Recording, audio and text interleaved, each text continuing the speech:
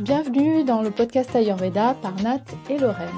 Notre objectif, c'est de partager avec vous, d'accueillir des personnes inspirantes pour aborder des sujets liés à la santé et au bien-être. Je m'appelle Nathalie, je suis praticienne en Ayurveda, j'accompagne des femmes spirituelles qui veulent prendre soin de leur corps, de leur cœur, de leur mental et du monde qui les entoure.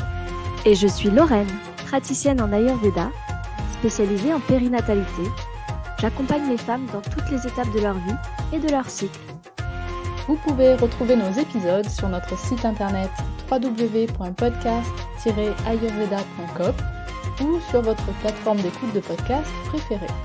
Si vous avez envie de nous soutenir, laissez-nous un commentaire ou même 5 étoiles sur Apple Podcast.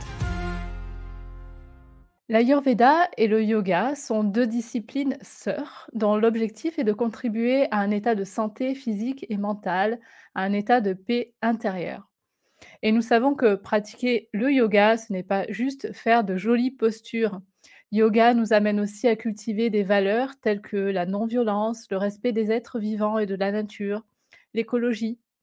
Et pour parler de tout ça, nous recevons aujourd'hui Delphine Zimmermann, qui est fondatrice de la marque Géopélie, qui propose des vêtements de yoga made in France à partir de matériaux recyclés. Bonne écoute!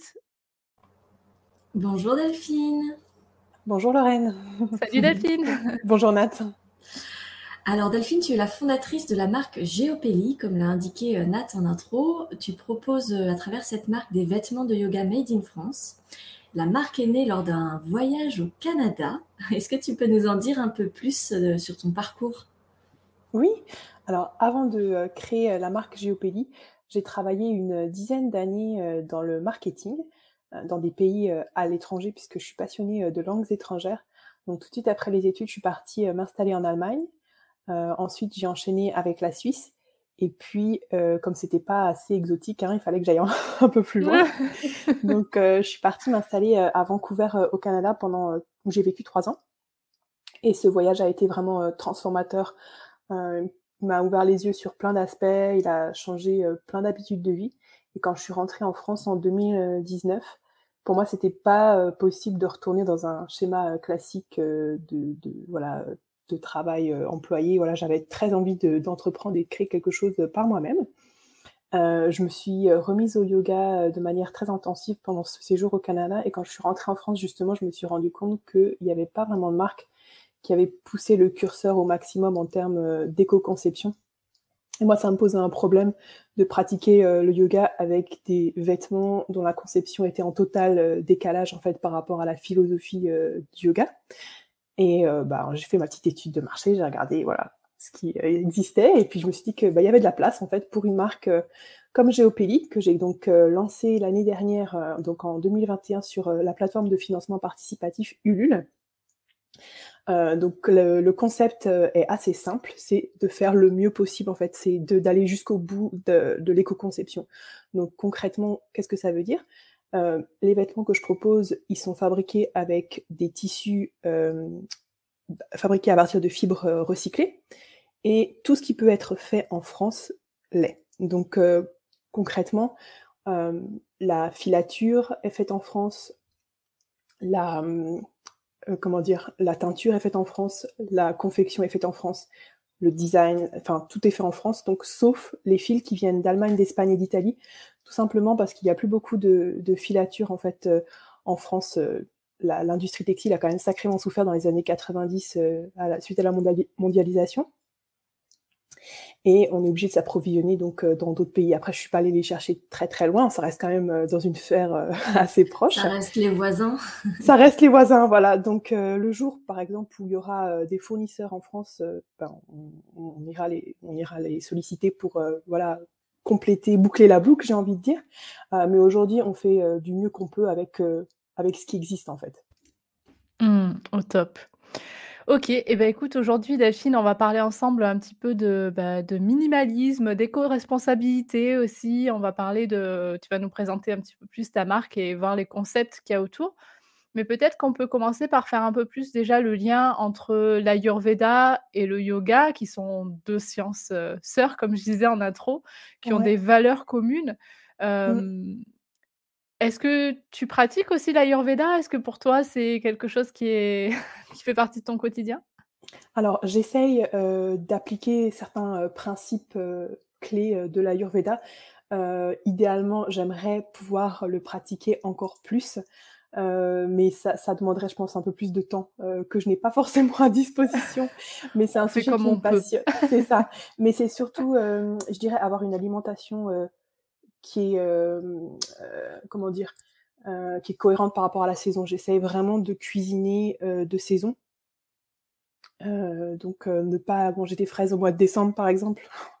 Ou alors, vraiment, essayer de manger les aliments dans un ordre qui est à peu près cohérent. Par exemple, en Ayurveda, on dit qu'il faut pas manger des fruits, n'importe quand. On les mange, idéalement en tout début de journée parce qu'en fait, comme ils se digèrent extrêmement vite, si on les mange en fin de repas, et ben, ça va créer des fermentations, enfin ça va être compliqué, en fait. Donc toutes les petites astuces comme ça, j'essaye, voilà, autant que possible de les inclure, mais je pense que c'est perfectible. Mmh. On fait du mieux qu'on peut et c'est Voilà. déjà très bien. Justement, tu nous avais parlé, tu avais bien insisté sur un concept qui est très important pour toi et qui est très présent, dans le yoga, mais également en Ayurveda, étant donné que ces 2 disciplines, sont plus que liées, on va dire. C'est le concept d'ahimsa, le concept de non-violence, qui est Ouais. fondamental et qui est un petit peu finalement la base de la création de Géopélie. Est-ce que Mmh. tu peux nous en parler un peu plus? Alors, je vais pas forcément pouvoir expliquer clairement enfin, rentrer dans les détails de la philosophie, mais disons que, en yoga, on cherche pas, forcément, la performance. Le but, c'est vraiment de concilier, et d'aligner le corps, et l'esprit. Et dans cette démarche-là, on va écouter son corps, c'est-à-dire que chaque séance de yoga est différente, selon comment on se sent, selon, l'état d'esprit du jour et ça passe par le respect de soi. On va pas comme, par exemple, un champion de natation, on va pas se pousser, à l'extrême, on va pas chercher la performance. C'est pas du tout ça, en fait, le yoga. C'est vraiment le respect et enfin apprendre à s'écouter, en fait. Donc dans cet esprit-là, bah, on apprend à se respecter et je trouve que quand on pratique le yoga, finalement, on apprend aussi à transposer cette valeur-là en dehors des séances de yoga, en dehors du tapis, c'est-à-dire, ben, respecter les autres et respecter, l'environnement, quoi. C'est un petit peu le prolongement de l'expérience yogi qui déteint un petit peu dans la vie de tous les jours, dans tous les moments de la vie, j'ai envie de dire. Ouais, tout à fait et ce principe de non-violence, on peut même le pousser à, comme tu nous en as parlé, enfin, tout ce qui est minimalisme et éco-responsabilité, ça rentre dans ce concept de non-violence qu'on applique effectivement sur le tapis, mais aussi dans toute notre vie. Est-ce Oui. que tu peux, peut-être nous parler de ce que tu entends, toi, par une consommation raisonnée? Qu'est-ce que c'est pour toi? Alors, qu'est-ce que c'est qu'une consommation, responsable? C'est une très bonne question. Je pense elle est propre à chacun déjà, c'est-à-dire qu'il y a pas de perfection à atteindre en fait. L'idée, c'est juste de ne plus se laisser forcément emporter par les émotions, le par le marketing, par tous les messages dont on est bombardé, en permanence. C'est, de faire un petit pas de côté et de se poser la question: «Est-ce que j'ai vraiment besoin de cet objet? Comment cet objet va s'intégrer dans ma vie? Comment je vais pouvoir m'en servir? Est-ce qu'il va m'apporter de la joie?» Hem et c'est vrai que moi, la première, hein, je suis pas j'ai pas toujours été une consommatrice exemplaire. J'ai fait des achats compulsifs, j'ai fait des erreurs, j'ai acheté des choses dont je ne me sers pas et qui encombrent les placards et c'est vrai que, mon voyage au Canada, plus un déménagement récent m'ont vraiment, mis un peu une, claque par rapport à ça. Je crois que je suis plus capable, en fait, maintenant d'acheter comme ça de manière un peu, irréfléchie. Pour moi, consommer raisonnablement, c'est vraiment de réfléchir, en fait, avant d'acheter. C'est vraiment de me poser la question, si je vais m'en servir, s'il va m'être utile, comment ça va s'intégrer, en fait, dans ma vie du quotidien. Parce que quand on finit, par accumuler, des tas et des tas d'objets, en fait, je trouve que ça crée un environnement de vie très stressant. Heu, Moi, j'adore les intérieurs un peu épurés, où il y a pas des tonnes de bibelots qui traînent. Je suis plus attirée vers ce genre d'intérieur parce que je trouve que ça calme, en fait et c'est un petit peu le but que je me suis, fixé, aujourd'hui. C'est-à-dire que j'évite de surcharger en fait mon intérieur, mes armoires, d'acheter voilà, juste ce qu'il me faut en fait. Oui, ça fait partie à part entière de la santé en fait, ou du bien-être. Hein, quand on parle de feng shui ou même de vastu, en fait, on parle d'espace en fait où on peut laisser l'énergie circuler et puis se sentir moins sous l'accumulation d'objets. En fait, ça génère du bien-être derrière. Donc, faut en faire l'expérience et consommer de manière raisonnée. Oui, et je dirais que plus on accumule d'objets, finalement, plus ça augmente la charge mentale, parce que ces objets-là, en fait, il faut s'en occuper. Un objet, ça se détériore, il faut l'entretenir, il faut le nettoyer, il faut le réparer. Plus on accumule ces possessions matérielles, finalement, plus on se crée un genre de stress permanent. Et après, en fait, dans le quotidien, il faut s'en occuper. Est-ce que c'est ça vraiment le sens de la vie, de s'occuper du matériel?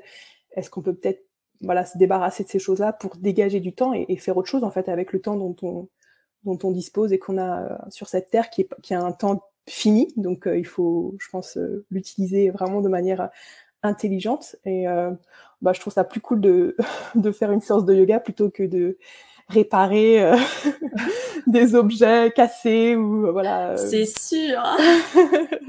C'est un peu plus fun. Et les produits de la marque, Geopelli, tu les as conçus justement dans cette idée de minimalisme et de consommation raisonnée aussi, c'est ça? Alors, surtout de consommation raisonnée, j'ai envie de dire, parce que la mode éthique, finalement, a un certain prix, déjà. Donc, ça va pas être forcément comme des marques de fast fashion où on va proposer, par exemple, 3 leggings pour le prix d'un. Je suis pas du tout dans cette démarche de remplir les placards à ras-bord de toutes les clientes. C'est plutôt de dire, au lieu de s'acheter 15 leggings, s'en acheter un, mais un qui vraiment, voilà, a des valeurs, en fait, qui est beau déjà. Enfin, après, la beauté, c'est quelque chose de très subjectif.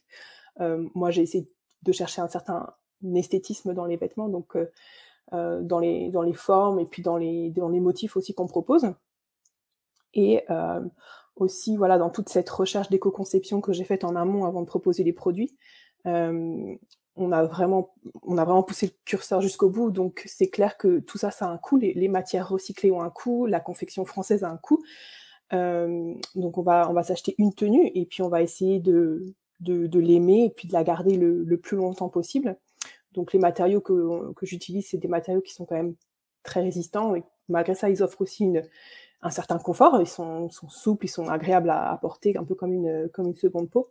Donc c'est dans cette veine-là, j'ai envie de dire que ça s'inscrit dans le minimalisme en fait. C'est voilà, choisir une tenue qui va nous apporter de la joie quand on va pratiquer du yoga, et on va savoir que derrière ces vêtements-là, il y a une histoire. Ça a fait travailler des personnes localement.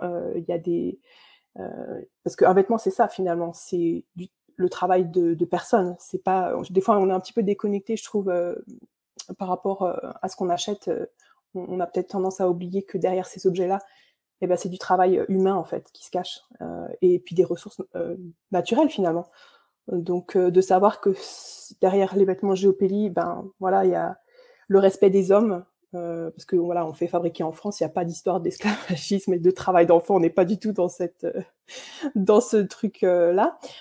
Et des ressources naturelles. Donc en fait, comme nous, on utilise des matériaux recyclés, on ne puise pas, ou disons très peu, dans les ressources naturelles, puisqu'on vient réutiliser des matières qui sont déjà existantes en fait. Et aujourd'hui, c'est très difficile de savoir se repérer parmi les marques qui prônent justement le fait d'être un peu plus green, de faire attention à utiliser des matières recyclées, etc. Ouais. On parle même donc de greenwashing, donc c'est vraiment le fait d'être un peu perdu, et certaines marques abusent peut-être un peu du marketing et se font passer pour des marques qui prônent le bio, l'écologie, les bonnes matières, etc. Comment on peut se repérer dans tout ça? Comment on peut être peut-être plus vigilant par rapport à ce greenwashing? Alors, c'est pas évident parce que ça demande du temps déjà, ça demande avant d'acheter, de faire un petit travail de recherche. Je pense que la meilleure façon, enfin, il y a certainement plein de façons différentes de le faire, mais disons qu'une des façons de se renseigner, c'est d'aller voir le site internet de la marque et de regarder un petit peu. En général, il y a une page qui s'appelle À propos, ou sur la marque, et puis de voir un petit peu si la personne, les créateurs expliquent un peu la démarche. En général, s'il y a rien, c'est déjà un petit peu louche. S'il y a des termes un peu vagues, c'est aussi un petit peu louche. Et finalement, il y a très peu de marques qui sont transparentes et qui disent clairement, OK, on fabrique là, c'est tel et tel matériau. Mais j'invite vraiment les personnes qui sont intéressées à consommer de manière un petit peu différente, d'être curieux en fait. Enfin, c'est un petit peu un travail d'investigation dont on n'a pas forcément le temps. On a des quotidiens qui sont quand même très chargés. Si pour chaque objet il faut passer 3 heures pour chercher, c'est compliqué. Mais regardez en vitesse le site internet, essayez de repérer 2-3 informations, où est-ce que c'est fait, c'est quoi les matériaux utilisés. Ça permet déjà d'avoir une petite idée si on est vraiment dans un objet qui est éco-conçu ou pas. Et puis après, regardez un petit peu le discours, les pubs ou les publications sur les réseaux sociaux, mais les petits pièges, par exemple, du greenwashing, c'est une marque qui va, par exemple, détourner l'attention du consommateur sur quelque chose pour qu'il ne regarde pas, en fait, tout le reste, qui sont potentiellement des mauvaises pratiques. Donc, par exemple, ça peut être acheter cet objet-là, et puis on va planter un arbre. Alors, planter un arbre, en fait, c'est cool de planter des arbres. Sauf qu'un arbre, ça met des années à pousser. Ça met des années à absorber le CO2. Donc, en fait, au moment où on fait l'achat, en fait, il se passe rien, en fait. Il va falloir peut-être 20 ans, 30 ans pour que l'arbre absorbe le CO2 et que la compensation carbone soit à peu près là. Ce qu'il faut savoir aujourd'hui aussi, c'est que quand un objet, en fait, il a un impact carbone, quand on calcule l'impact carbone, c'est de sa conception jusqu'à sa mort. Et en fait, quand on plante un arbre, ça ne compense pas l'impact CO2 de cet objet-là, en fait. C'est le CO2 absorbé par l'arbre, en fait, est moindre. Donc ça, c'est un outil assez classique, j'ai envie de dire, de greenwashing. Et puis ça peut faire penser un petit peu à l'expression l'arbre qui cache la forêt. En fait, c'est un petit peu ça. C'est ça. Voilà, donc il y a le manque de transparence, il y a aussi les faux labels, les gens qui vont s'inventer un label, et ça va être en général avec un code couleur très vert, qui va rappeler des éléments végétaux. Puis en fait, derrière, c'est quelqu'un qui s'est auto-proclamé, je sais pas, vert, ou des termes un petit peu comme ça, vagues. Il existe effectivement des labels qui garantissent une certaine éco-conception. Par exemple, dans le textile, on parle de label Oeko-Tex. Le label Oeko-Tex, par exemple, c'est le label qui va garantir qu'il n'y a pas, en fait, de substances toxiques dans le tissu. Donc, ce n'est pas quand on porte le vêtement, on va pas avoir d'allergie, on va pas avoir de réaction cutanée, il n'y a pas d'allergènes et ce genre de choses. Mais par contre, ça ne veut pas dire que le vêtement est éco-conçu. Vous pouvez tout à fait avoir un vêtement qui vient d'Asie, fabriqué par des enfants, qui est labellisé Oeko-Tex. Ce sont deux choses en fait différentes. Donc par exemple, quelqu'un qui va faire du greenwashing, il peut très bien dire tous nos vêtements sont labellisés Oeko-Tex, mais sauf que en fait tout le reste c'est pas bien fait, quoi. Donc c'est vraiment, comme je disais tout à l'heure, c'est vraiment un travail un petit peu d'investigateur. Il faut être curieux. Après, on peut se tromper et c'est ok de se tromper. Moi-même, je pense m'être déjà fait avoir, en fait, malheureusement. J'essaye d'être de plus en plus vigilante, et puis quand je trouve une marque qui est éco-responsable et que j'aime bien, du coup, elle fait partie de mon petit répertoire, et puis je reste fidèle, quoi, pour pas avoir à chaque fois refaire le travail de recherche. Mais il y a vraiment cette histoire de curiosité, je trouve, qui est intéressante. Bon, c'est bien parce que tu nous as donné plein de points à vérifier pour, justement avoir une garde-robe, éco-responsable, que ce soit dans les vêtements de yoga, mais ce que tu as dit, c'est valable, pour tous les autres, vêtements Tout à d'ailleurs? fait. Ouais, mais même tous les autres objets, en fait, de la vie, quelque part. Ouais. Ouais. Et il y a une difficulté quand on a envie de consommer des vêtements éco-responsables, le plus souvent, c'est le prix, parce que quand même ça coûte plus cher évidemment que les autres objets. Comment est-ce qu'on peut faire pour concilier, son budget avec justement l'achat de pièces éco-responsables? Est-ce que tu as des solutions pour ça? Je pense que ça passe par acheter moins dans un premier temps, c'est-à-dire que la grande conso et certaines marques de grande distribution nous ont habitués à des prix en fait qui ne reflètent pas la valeur des choses parce que c'est des choses qui sont importées de pays où en fait la main-d'œuvre est payée beaucoup moins cher qu'en France, avec des matériaux qui sont pas forcément très durables non plus et qui coûtent pas très cher. Et en fait, quand on a été habitué comme ça pendant de nombreuses années à avoir des prix barrés, des soldes, ça c'est difficile d'accepter en fait des prix plus chers des prix plus chers. Tout est relatif, mais disons des prix justes qui rémunèrent vraiment le travail de gens. C'est hyper dur et ça demande je pense ça demande un peu de réflexion et de changer de perspective. Quand on achète un vêtement éco-responsable, c'est plus que juste acheter un vêtement. Je trouve que c'est comme un petit peu un acte militant quelque part, de dire stop. Moi, j'arrête de financer, des marques qui font travailler des gens à l'autre bout de la planète qui sont payés 10 fois moins cher et qui se prennent des marges assez colossales. Quand on achète, quand on voudrait avoir une garde-robe éco-responsable, en fait, la garde-robe la plus éco-responsable qu'on peut avoir, c'est celle qu'on a déjà. C'est d'utiliser en fait les vêtements qu'on a déjà dans son armoire. En fait, ça coûte rien du tout. Peut-être apprendre à aimer ses vêtements plus longtemps. Et puis quand on se lasse, essayer d'être un peu créatif. Comment est-ce qu'on pourrait aimer à nouveau ces vêtements-là d'une manière un peu différente, peut-être de les styler, je sais pas, de les assortir, ou alors quand on sait faire un petit peu de couture, pourquoi pas les altérer pour qu'ils nous plaisent, qu'ils continuent à nous plaire en tout cas pendant quelques années.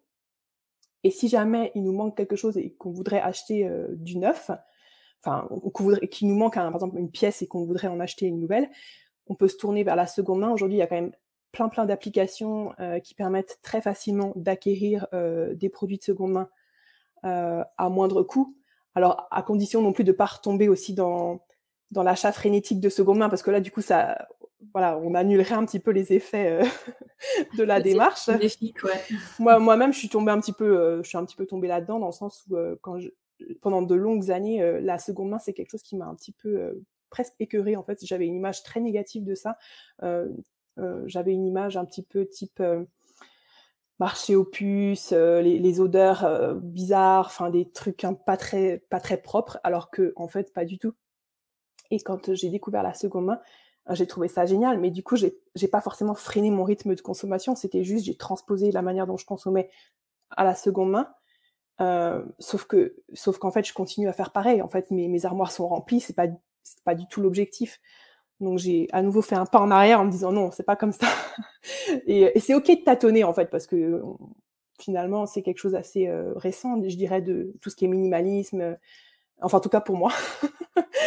Et voilà, donc on peut se tourner vers la seconde main, mais toujours en réfléchissant, en se disant ok, je vais choisir une pièce, mais vraiment je vais voir aussi comment est-ce qu'elle s'assortit avec toutes les autres pièces de ma garde-robe. Est-ce que j'arrive à créer par exemple au moins 5 tenues avec? Est-ce que je vais la mettre pendant plusieurs saisons? Est-ce que je vais la garder longtemps? Est-ce que les matériaux ont l'air solides? Et puis si vraiment on a envie de se faire plaisir, et si on veut acheter du neuf, et bien là, pareil, se renseigner sur la marque et se faire plaisir avec quelques pièces par an. Mais quand on achète très peu et quand on utilise aussi la seconde main, et ben en fait ça permet de dégager un certain budget pour des pièces qui vont être un petit peu plus chères. Voilà. C'est un petit peu comme ça que moi je raisonne en fait par rapport à ça. Ok, super. Et justement, alors peut-être quelque chose qu'on ne trouve pas toujours en seconde main ou pas d'aussi bonne qualité ou comme on le souhaite, c'est les vêtements un peu de sport et particulièrement de yoga. C'est pas toujours évident d'en trouver comme on le veut en seconde main. Du coup, on aimerait bien un peu que tu nous parles plus de Géopélie. Et avant tout, on a une question. D'où vient ce nom ?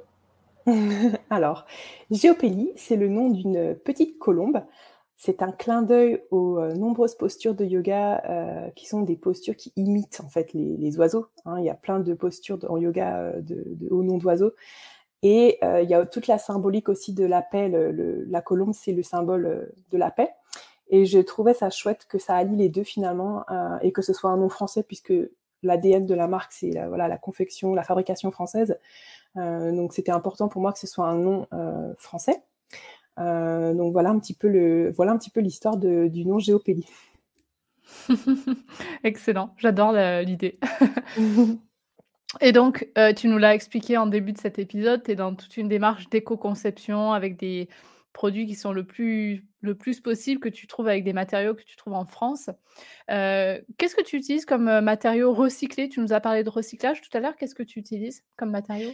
Oui, alors il y a plusieurs matériaux qui sont utilisés pour le t-shirt qu'on vend actuellement, qui est le modèle Toucan. En fait, c'est un t-shirt qui est composé à 100% de fibres recyclées et c'est un mélange de coton et de polyester recyclé. Donc le coton recyclé, il vient d'anciens vêtements qui ont été en fait effilochés. Et en fait, pour la partie polyester, ce sont des déchets post-consumer. Qui sont pareil broyés. Il y a toute une technique, voilà, on transforme en fait des déchets en fils. Et mon fournisseur en fait a la particularité en fait de trier tous ces déchets-là par couleur. Et du coup, il n'y a pas de teinture supplémentaire. Moi, je trouve ça complètement fascinant parce que théoriquement, je peux venir le voir avec mon pantonnier. Donc, un pantonnier, c'est un nuancier de couleur, hein, et lui dire, bah, je voudrais telle couleur. Et lui, en fait, avec ces déchets en fait qui sont triés par couleur, serait capable de me faire un fil de la couleur que je veux. Donc c'est assez dingue. Et du coup, quand on se passe de cette étape de teinture, ben c'est cool parce que du coup, la teinture c'est quand même une étape assez polluante dans la fabrication textile, et quand on peut s'en passer, eh bien c'est d'autant plus louable en fait par rapport à l'impact environnemental. Pour le legging et la brassière, là, on est sur du polyester recyclé. Donc lui, il vient de déchets plastiques d'Italie, je crois. Ouais. Et en fait, le tissu est composé à 72% de polyester recyclé. Tout le reste, c'est de l'élastane. L'élastane, c'est la fibre textile en fait qui va apporter sa souplesse au tissu. Donc on en trouve beaucoup dans les vêtements de sport, dans les jeans, dans les t-shirts, hein, par exemple. Mon fournisseur, il n'utilise pas n'importe lequel élastane. Alors, ce qu'il faut savoir, c'est que l'élastane n'existe pas sous forme recyclée. Ça n'existe pas encore. Du coup, mon fournisseur, ce qu'il a fait, c'est qu'il a choisi un élastane qui a été partiellement conçu à partir de déchets industriels. Donc, c'est pas fou. C'est déjà très bien par rapport à ce qui se pratique, j'ai envie de dire, mais disons que c'est améliorable. Donc peut-être dans quelques années, on verra de l'élastane recyclé apparaître. Mais comme je disais plus tôt dans notre conversation, on fait en fait avec ce qui existe de mieux déjà aujourd'hui. Voilà, c'est ça. Donc on est sur un pourcentage de 72% de matériaux recyclés, donc c'est déjà beaucoup. Et le reste est de l'élastane partiellement conçu à partir de déchets. Voilà. Et tout à l'heure, on parlait donc de surconsommation. Il y a aussi dans ces nouvelles démarches le problème de surproduction, donc de la part du coup des consommateurs, justement des producteurs de textiles. Comment tu gères toi pour pas justement créer de surproduction? Comment tu fais? Alors moi j'ai adopté en fait le modèle de la précommande. Donc la précommande, c'est en fait un système qui permet de remplir le carnet de commande avant de fabriquer. Et du coup, ça permet d'éviter de surproduire. On produit ce qui a été commandé et avec peut-être un petit surplus pour assurer les échanges de taille. C'est important de pouvoir après assurer quand même un service après-vente, un service client. Voilà, si quelqu'un s'est trompé dans une taille, il faut que je puisse être en mesure d'échanger. Après, avec le contexte actuel, c'est très difficile de faire 100% de la précommande. Alors, je m'explique. En fait, je suis quand même obligée d'acheter mon tissu en avance parce que les délais actuels font que les délais d'attente sont de environ 6 à 12 mois, en fait. Quand je vais voir mes fournisseurs, je leur dis, voilà, je vais commander du tissu. Non, mais c'est incroyable. En fait, je pense que c'est un mélange de plusieurs facteurs. Donc il y a eu le Covid qui a, disons, un petit peu ralenti toute l'activité pendant un certain temps, et maintenant tout reprend, et en fait tout le monde se précipite un peu sur tout ce qui est matières premières. Il y a une certaine pénurie autour des matières premières. Du coup, quand on veut s'approvisionner chez un fournisseur, on est obligé de planifier quand même énormément en avance la fabrication. Et en fait, je me suis rendu compte que là, très récemment, en fait, il est en train de se passer la même chose chez mes confectionneurs. Donc, je suis obligée de réserver des créneaux de confection chez mes confectionneurs en disant, là, par exemple, on est en juin 2022, je vais être obligée de dire, voilà, la première semaine de décembre 2022, on va faire confectionner tant de t-shirts, tant de brassières, tant de leggings. Merci de me réserver un créneau. Donc, c'est pour une jeune marque, c'est extrêmement compliqué de gérer ça. Après, quand on démarre, on démarre avec des volumes qui sont très raisonnables pour plein de raisons différentes. Voilà, une jeune marque n'a pas forcément les moyens d'acheter toute cette matière en avance. C'est pas forcément possible. Donc, on reste quand même dans des quantités qui sont très raisonnées en fait.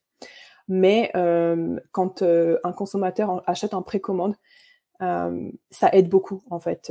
Ça permet vraiment de réguler la demande en fait. Alors c'est pas moi qui ai inventé la précommande, il y a plein d'autres marques qui utilisent ce concept-là. Moi je trouve ça absolument super.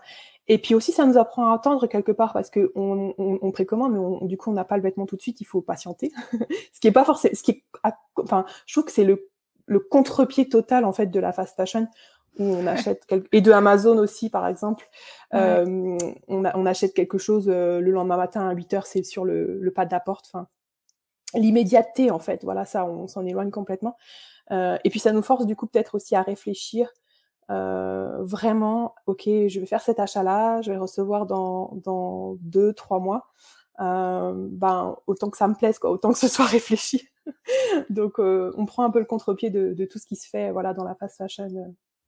En général, les délais, du coup, par exemple, si on commande sur le site de Géopélie, c'est du coup 2-3 mois ou ça va dépendre des pièces? Ça va dépendre un petit peu. Je pense que là, au vu des délais en fait que je mentionnais un peu plus tôt dans la conversation, j'achète mon tissu en fait à l'avance. Et la dernière étape, en fait, j'achète mon tissu. Il y a la précommande et ensuite, tout de suite, il y a la confection. Donc en fait, je gagne un peu de temps.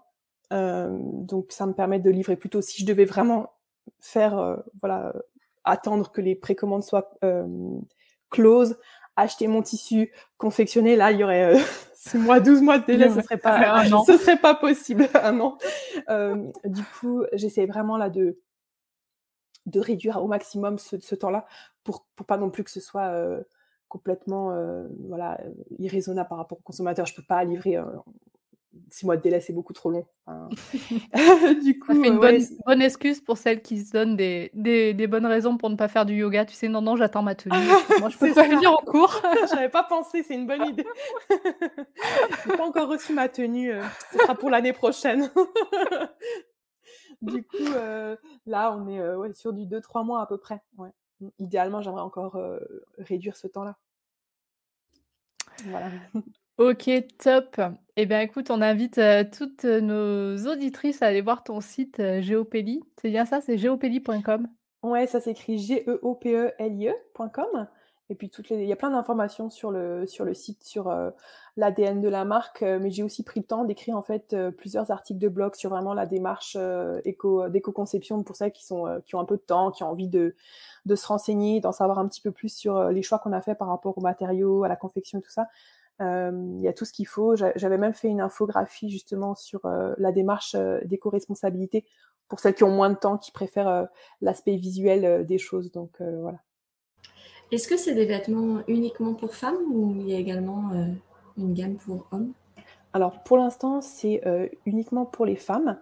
Voire après, peut-être dans le futur, j'aurai l'opportunité, l'envie, l'inspiration aussi surtout de créer quelque chose pour les hommes. Après, c'est vrai qu'il y a 80% de femmes qui font du yoga. Le reste, il y a moins d'hommes en tout cas qui pratiquent le yoga. Donc faudra que je vois s'il y a un intérêt, s'il y a la demande, voilà, exactement. Ok, super. Eh bien Delphine, nous arrivons à la fin de l'épisode et nous avons quelques petites questions rituelles pour toi. La première question, c'est quel est le rituel que tu préfères faire au quotidien? J'aime beaucoup la fin de la journée quand je prends ma douche. Parce que c'est un petit peu un des rares moments que j'ai pour moi-même. Je suis maman d'un petit garçon, donc la vie est très intense. Et N'en parle pas. et c'est vrai que le soir, quand je prends ma douche, j'ai un espèce de sentiment d'accomplissement. Voilà, la journée s'est bien passée, j'ai fait tout ce que je devais faire. Et puis je me prépare ensuite pour la suite, c'est-à-dire j'aime beaucoup lire en fait le soir, donc c'est ce petit rituel du soir que j'aime bien faire. OK. Quels sont tes projets pour les semaines, les mois à venir? Alors, il se trouve que je suis enceinte de mon 2e bébé. Félicitations! Donc, merci. Donc, je pense que les prochaines semaines, les mois, ça va être concentré sur s'adapter à la vie à 4, accueillir voilà, ce nouvel enfant dans la famille, tout en profitant un petit peu de l'été quand même. Et puis professionnellement, il y a des chouettes projets qui sont en cours chez Géopélie. Je pense qu'on va lancer un nouveau produit à l'automne. Alors je fais exprès de pas trop en dire pour garder un peu le suspense, mais voilà, il y a des choses qui se profilent un petit peu, des nouveautés pour la marque Géopélie. Et puis je pense que mon agenda sera déjà pas mal rempli avec tout ça. Ouais, il y a pas mal de choses qui arrivent pour toi. Ouais. Notre dernière question s'appelle l'instant de gratitude. Qui aimerais-tu remercier, ou de manière plus globale, qu'est-ce que tu aimerais remercier? Très bonne question. Alors, je fais pas ça de manière régulière, mais j'aime bien remercier la vie, tout simplement, en fait. Juste remercier la vie parce que je trouve que j'ai de la chance de pouvoir faire ce que je fais. Mon travail est vraiment aligné avec mes valeurs. Ça n'a pas toujours été le cas, et je trouve quelque part que c'est une chance. Je me réveille tous les matins avec la joie en fait de faire un métier qui est absolument passionnant. Donc voilà, merci la vie. Excellent. Eh bien écoute, nous on a envie de te remercier Delphine pour être venue discuter avec nous aujourd'hui, pour nous avoir parlé de ta jolie marque et des belles valeurs que tu véhicules. Donc merci pour le temps que tu nous as accordé aujourd'hui. Merci à vous pour votre invitation, c'était une très chouette discussion.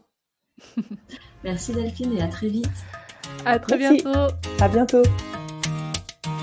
Merci pour votre écoute. Si comme nous vous aimez cette idée de podcast sur l'Ayurveda, n'hésitez pas à nous encourager avec une note ou un commentaire sur votre plateforme d'écoute de podcast, et bien sûr, en vous abonnant au podcast.